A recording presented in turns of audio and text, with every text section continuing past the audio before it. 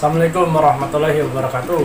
Perkenalkan, nama saya Iskandar, NIM 2892150 290. Saya akan menjelaskan tentang pengertian apa itu manajemen logistik. Manajemen logistik yaitu adalah proses secara strategi mengatur pengadaan barang, pembelian, perpindahan, dan penyimpanan barang, komponen, dan penyimpanan barang jadi, dan informasi terkait melalui organisasi dan jaringan pemasarannya dengan cara tertentu sehingga keuntungannya dapat dimaksimalkan baik untuk jangka waktu sekarang maupun waktu mendatang melalui proses pemenuhan pesanan dengan biaya yang efektif. The Council of Logistic Management atau CLM merupakan bagian dari proses rantai supply yang berfungsi merencanakan, melaksanakan, mengontrol secara efisien proses pengadaan, pengelolaan, penyimpanan barang, pelayanan, dan informasi mulai dari titik awal atau point of origin atau titik asal hingga titik konsumsi, point of consumption atau titik konsumsi, dengan tujuan memenuhi kebutuhan konsumen. Kegiatan manajemen logistik meliputi proses perencanaan, proses pengadaan, termasuk transportasi, proses pengelolaan dan penyimpanan, proses pemindahan barang atau material dari gudang ke pabrik sebagai titik awal atau point of origin, proses pengelolaan dan penyimpanan barang jadi atau finished good, proses distribusi barang jadi dari gudang pabrik ke penyalur dan selanjutnya ke konsumen sebagai titik konsumsi atau point of consumption. Stock and labor. Input proses logistik yaitu sumber daya alam atau tanah, fasilitas, dan peralatan, sumber daya manusia, dana atau keuangan, dan informasi. Rencana logistik diimplementasikan, dikontrol menjadi beberapa bentuk, yaitu ada bahan mentah, barang setengah jadi, dan barang jadi yang siap dijual. Lalu produk untuk sampai konsumen memerlukan strategi dalam bentuk output logistik. Output logistik, keunggulan bersaing untuk organisasi sebagai hasil dari orientasi pasar dan kegiatan efisiensi dan efektivitas dari operasional, kegunaan waktu dan tempat yang optimal, pergerakan ke konsumen yang efisien, konsumen akan loyal, image perusahaan meningkat.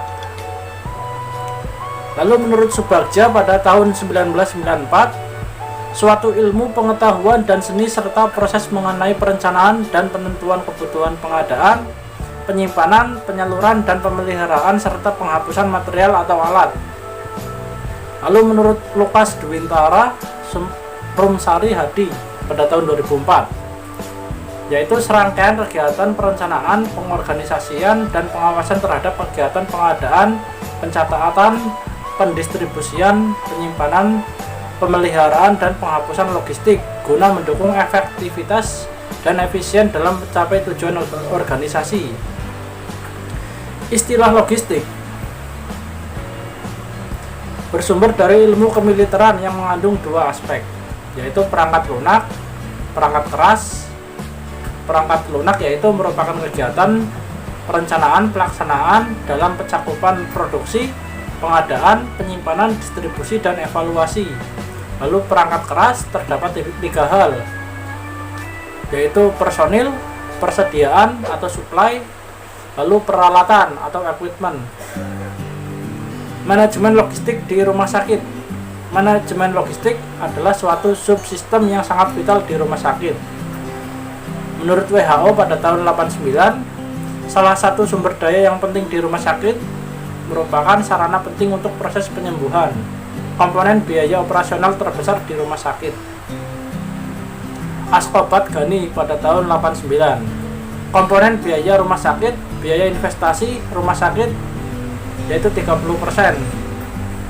biaya operasional rumah sakit yaitu 68,8% terdiri dari komponen gaji 30,9%, komponen obat dan alat kesehatan 16%, komponen makan 13,8%. Lalu menurut Hutapea pada tahun 92, porsi logistik di rumah sakit atau supply 12-15% dari working capital. Dalam ruang lingkup rumah sakit, logistik menjadi sempit. Persediaan material, bahan atau barang, stok material, supply, inventory, dan sebagainya. Kegiatan pelayanan di rumah sakit mempunyai ciri khusus dan sifat unik. Pelayanan pasien bersifat pribadi atau tailor-made service. Lonjakan pasien tidak menentu, sehingga rumah sakit selalu dihadapkan dengan ketidakpastian. Perbekalan rumah sakit akan sulit dalam hal perencanaan dan pengadaan, penyimpanan, dan penyaluran distribusi. Sehingga ada 3 faktor yang menyebabkan peran logistik di rumah sakit menjadi sangat penting, yaitu faktor waktu, faktor tidak kesinambungan, dan faktor ketidakpastian. Perbedaan dengan supply chain management, manajemen logistik itu mengutamakan pengelolaan termasuk arus barang dalam perusahaan, orientasi pada perencanaan, dan kerangka kerja yang menghasilkan rencana tunggal arus barang dan informasi di perusahaan.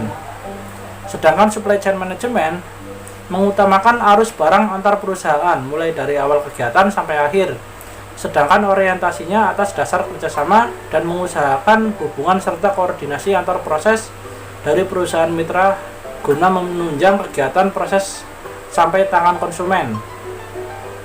Tahap-tahap manajemen logistik yaitu yang pertama peramalan, yaitu perencanaan dan penentuan kebutuhan terhadap permintaan. Yang kedua penganggaran, untuk merumuskan perincian kebutuhan sesuai dengan standar mutu dan dana yang tersedia. Yang ketiga pengadaan, usaha untuk memenuhi kebutuhan operasional. Tahap-tahap manajemen logistik.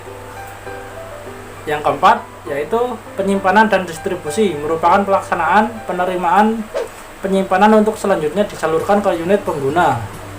Lalu kelima pemeliharaan, proses kegiatan untuk mempertahankan kondisi teknis daya guna untuk hasil guna barang logistik.